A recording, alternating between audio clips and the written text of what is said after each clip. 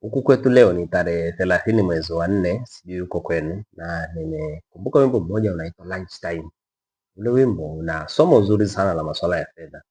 Unaitwa sasa ni lunch time, tuende kwa chakula. Ule wimbo ukiusikiliza utaona kama ni burudani na ni wimbo wa siku nyingi, lakini kuna somo zuri sana pale linazungumzia namna wafanyakazi wa maofisini tunapoishi, tunavyopata mshahara, kuanzia tarehe ya kupata mshahara mpaka tarehe ya kupata mshahara mwingine. Ule wimbo una somo zuri sana. Unazungumzia kwamba tarehe za kwanza za mwisho wa mwezi za kupata mshahara, unakula vitu vizuri, vitu vya kukaanga, unaenda mahoteli makubwa na unakula vyakula vizuri kabisa, na kama ni chakula unapata na kinywaji na kitu kingine.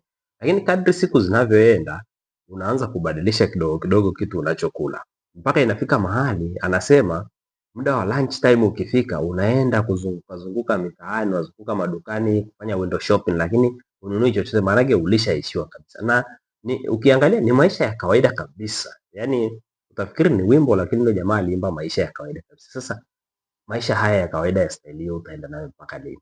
Maana nakwambia kwenye elimu ya fedha na mambo ya akiba, lazima ujifunze kuweka akiba, lazima uwe na bajeti yako ya mwezi mzima. Kwa nini tarehe 30 kama leo, au kuanzia tarehe 22, tarehe 23, wale kulingana na siku unayolipa?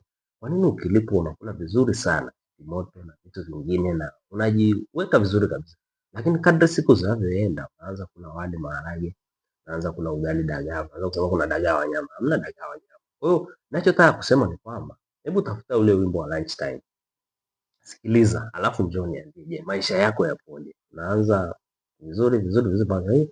Solution ni nini? Kisha una budget. Andika budget ya matumizi yako ya mwezi mzima. Mimi kwa mwezi mzima nakula shilingi 200,000.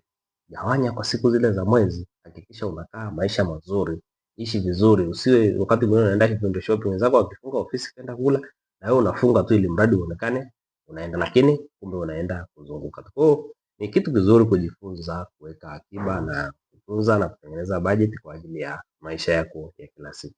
Lunch time itakapofika, usianze kuenda kuzurura tu kuangalia angalia kujifanya unaangalia window shopping na kutafuta vitu fulani fulani. Kwa hiyo jifunze kuweka akiba, kutengeneza budget kwa ajili ya maisha yako na uweze kuishi vizuri. Muda wa lunch time unapofika, usianze kuzurura wala usibadilishe sana maisha, lakini weka akiba kwa ajili ya maisha yako ya baadaye.